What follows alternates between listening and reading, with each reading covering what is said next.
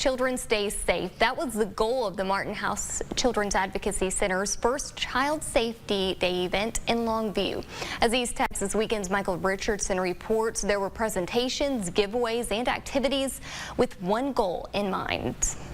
We wanted to bring a lot of organizations together and have one place for children and families to come to just improve their lives. That's Roxanne Stevenson, CEO of the Martin House Children's Advocacy Center.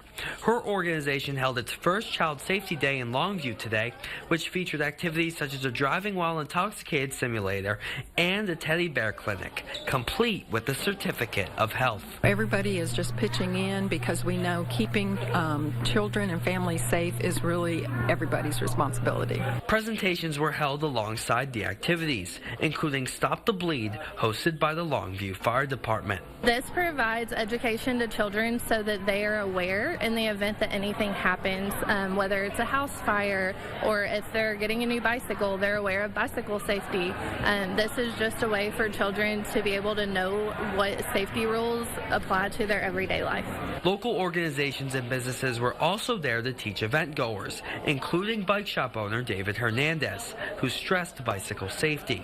Hernandez hopes the event has a lasting impact. I hope that these kids can, be inspired to kind of live a little bit safer. All the folks here are great, and that's kind of their goal, is just to make sure they are educated and know how to grow up and lead safe lives. Michael Richardson, East Texas News. The Martin House Children's Advocacy Center hopes to make the Child Safety event an annual occasion.